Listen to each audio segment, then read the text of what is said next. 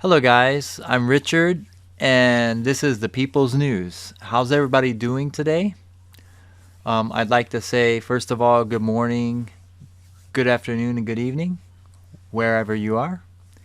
And let you know that in today's events, we are going to be covering the deadly floods inundated parts of Europe.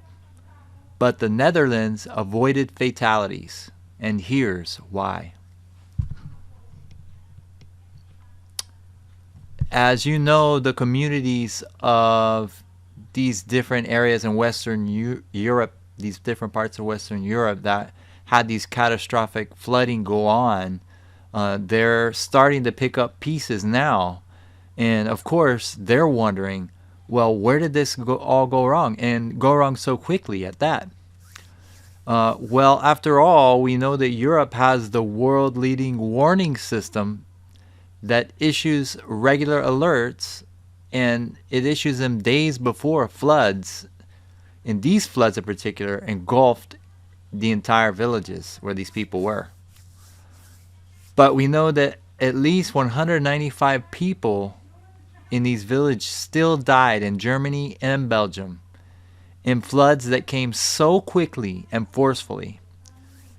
The Copernicus Emergency Management Service said it sent more than 25 warnings for specific regions of Rhine and Maas River basins in the days leading up to the flooding.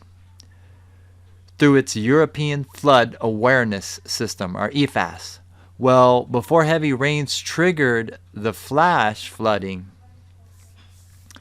they sent days leading up to the flooding, they sent these warnings, these 25 warnings through the EFAS. But few of these actual warnings, early warnings, appear to have been passed onto the residents early and clearly enough, catching them completely off guard. Now, obviously, there's questions that are arising whether the chain of communication from Central European and level to regions is actually working. Now, you look at these systems, guys. They have this EFAS system that is made to give these warnings, these supposedly early warnings, so people have time to react. They have time to get out of danger, out of harm's way. But here, they're saying that what happened with this is that these early warnings appear to have been passed on to residents early and clearly. They have not appeared to have been passed on to residents early and clearly enough. That's the question. But we can see that obviously that did not happen. Some of these warnings did not get to the people before the floods happened. The floods had already happened, and then they're getting warnings, which is not good. This shows a serious, clear breakdown in communication. And this actually cost people their lives in this case. This is tragic, and actually cost people their lives in this instance. And De Costa, he is a researcher of the hydrometeorology, the University Reading in United Kingdom, had said these things, and he focuses on flood warning systems in his research. And he said even his own parents, their home in Luxembourg, happened to be hit over the weekend. He said the experience of the past week, it just shows that there is often a big, huge gap between weather warnings, scientists issue. So they issue out these weather warnings, right, guys? Because these systems go off the EFAS, and the actual actions that take place by people in charge on the ground. So there is a big disconnect between those two. And some of these warnings it mentions here, including in Luxembourg, were only issued after the flood hit. Like I mentioned, some of the warnings were only issued after the flood have hit. And Da Costa, he even said that including his own family, they were left to their own devices without any indication on what to do, and giving them no opportunity to prepare themselves. That's just horrible. That's very sad. And we're going to look at some pictures here, guys. You're going to see some of the badly affected areas where the residents were overwhelmed. They were just overwhelmed by the speed and ferociousness of the water. And we're going to see what some of the damage this water has done there is a picture here. I'm going to make it bigger for you guys so you can actually see. It's just horrible, you know. I'm going to make it as big as I can get it for you here.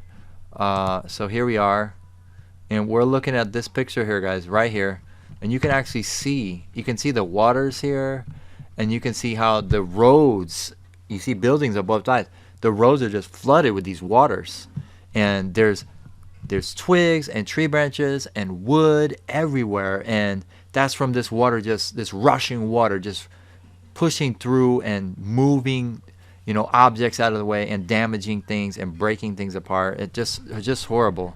And that is one of the pictures of that. And I have another picture here I want to show you. Here, that picture. This is actually a video, but from the video here, we can see. I'm gonna just play part of this video, guys. The once picturesque German town of Altenahr, nestled into the bends of the Ahr River, now choked with mud and debris. Okay, so we could see that helicopter, obviously a rescue helicopter and a reconnaissance helicopter, was circling the village, and you can see all the debris and the mud that is choking out the German town, and it's just horrible. It's really bad. We're gonna go ahead and just watch a little bit more of that. Cut off from neighboring towns without communication. He's happy that I'm alive. This is home for Deborah Stretch, but her family in the UK had no idea if she had survived until they... Okay, so we can see that there's more damage there earlier before it shifted over to the firefighters. And we can see that the community here, though, is pulling together to help each other out. And this is a good thing. This is what, you know, these communities need to do to help themselves recover quicker. So we're going to go down through, and I'm going to check to see if I can find any more great pictures for you guys, so you can actually see what is going on here. Okay, this is a picture of two brothers, and they are right now in front of their parents' house, which was destroyed, completely destroyed. And I feel so, you know, I feel bad for them. They, more than likely, they lived in that house, and their parents handed the house down to them, and now it's just destroyed. All those memories they had in that house is just gone with a flood. Just very upsetting. And we're gonna look at this picture here. This is a picture of a collapsed road in Germany. Okay, this water has just destroyed this road. It's crumpled it like an Oreo cookie. You know, it's so sad, the destruction and devastation that has happened from this flood. That is overwhelming and very powerful, what the flood has done to structures such as this road. And now we're looking at where the water is just flowing down through here and starting to break through. We can see that there, the deadly flood water just breaking through there. We're gonna look at the caption here for a minute. This shows a bridge collapsed over the Ahr River in Germany's Ahrweiler district on Sunday. So this bridge is just collapsed, guys. It is just like nothing. It's just given in from the pressure of the ground giving out, becoming weak because of the water. It's really horrible. And then we look over here, guys, and what we have damage is seen Sunday in Bad Nordau, Ahrweiler, Germany. Okay, so you can see some of the damage here done in Ahrweiler, Germany.